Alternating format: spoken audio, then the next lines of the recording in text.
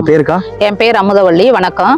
நான் வந்து இங்க குடிசை மாற்று வாரியத்துல வந்து இருக்கேன், வாடகை வீட்டுல இருக்கேன். நாங்க 2 பேரும் வந்து பார்வைத்திறன் குறைபாடு. எங்களுக்கு 2 குழந்தைங்க இருக்காங்க. ஒரு குழந்தை வந்து 7th படிக்கிறோம், ஒரு பொண்ணு வந்து 9th படிக்குது. 8வது வரைக்கும் முடிச்சுட்டு 9வது வந்து என்ட்ரன்ஸ் எழுதி செலக்ட் ஆயிருக்காங்க. அவங்கள சேர்த்துருக்கேன். கஷ்டப்பட்டு பணம் கட்டி படிக்க வைக்கிறேன். பாஸ் பேச்சு எல்லாமே எல்லா திறமையும் இருக்கு. ஆனா அந்த திறமையை வளர்த்து விட எங்கள்கிட்ட உதவி போதுமான வசதி இல்ல. நீங்க என்ன படிச்சிருக்கீங்க? நான் பிஎட் முடிச்சிருக்கேன். பிஎட். எந்த வேலையும் இல்லை, இப்போதைக்கு வீட்டுல தான் இருக்கேன். பேர் என்ன? அன்ஷிதா. எத்தனாவது படிக்கிறீங்க? நான் 9th படிக்கிறேன். 9th படிக்கிறீங்க. அம்மா அப்பா எவ்வளவு கஷ்டப்படுறாங்க? அப்பா அம்மா வந்து ஊதுபத்தி வியாபாரம் பண்ணி தான் என்னை படிக்க வைக்கிறாங்க. ஆனா இப்போ வந்து அதுக்காக நான் 10th 12th நல்ல மார்க் எடுக்கணும்னு ஆசைப்படுறேன். செய்வேன்னு கண்டிப்பா நம்புறேன். கண்டிப்பா ஆல் தி பெஸ்ட். நல்லா படிக்கணும். சரி, ஏன்னா என் பொண்ணு நல்லா படிப்பா, அந்த நம்பிக்கையில தான் நான் வாழ்ந்துட்டு இருக்கேன். அந்த நம்பிக்கையை காப்பாற்ற வேண்டியது உன்னோட கையில இருக்கு. சரியா? சர்க்கிள் இப்போ இவங்க வந்து நாகமங்கலம் ஏரியா திருச்சியில் வந்து பார்த்தீங்கன்னா குடிசை மாற்று வாரியம் தீரன் மாநகர் அங்கே இருக்காங்க. இவங்களுக்கு வந்து பார்த்தீங்கன்னா ஒரு வேலைக்காக இன்னைக்கு இந்த பிள்ளைங்களை அவங்க பெத்த பிள்ளைங்களை படிக்க வைக்கணுங்கிறக்காக போராடிட்டு இருக்காங்க.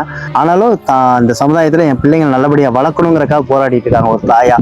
கண்டிப்பாக இந்த வீடியோ பார்க்குற நல்ல உள்ளங்கள் இவங்க வேலை இப்போ கொடுத்தா கூட நான் பார்க்க தயார். நான் படித்த படிப்புக்கு இருந்தாலும் சரி, இல்லை எது சம்மந்தமாக இருந்தாலும் சரி, நான் பார்க்க தயாருங்கிறாங்க.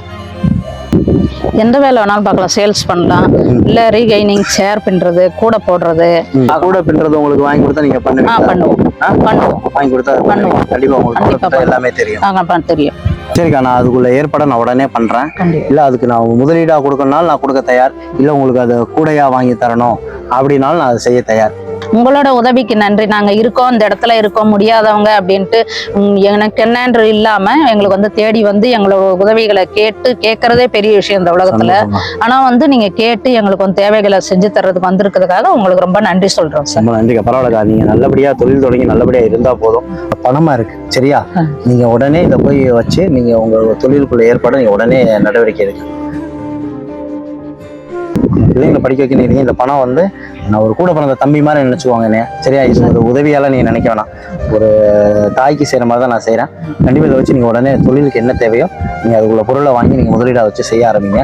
நல்லபடியா உங்க பிள்ளைங்க படிப்பாங்க. அந்த நம்பிக்கை எனக்கு இருக்கு. அதே மாதிரி பிள்ளைங்க படிப்புக்கு என்ன தேவைகள் எப்பனாலுமே நீங்க எனக்கு கூட பிறந்த சகோதரனா நீங்க எப்பனாலும் சொல்லலாம். அதுக்கான தேவைகள் அவங்களுக்கு வந்து செய்யும். சரியாக்கா? ஏனாச்சும் கவலைப்படாங்க. இந்த சமுதாயத்துல ஜெயிக்கணும்னு நினைக்கிறீங்க, கண்டிப்பா நீங்க 2 பேருமே ஜெயிப்பீங்க. உங்க குழந்தைகளும் ஜெயிக்கும். அது இல்லாம அந்த பாப்பா சொன்னதை வச்சே சொல்றேன், பெரிய லெவல்ல வருவா. என்னமா? சரியாமா?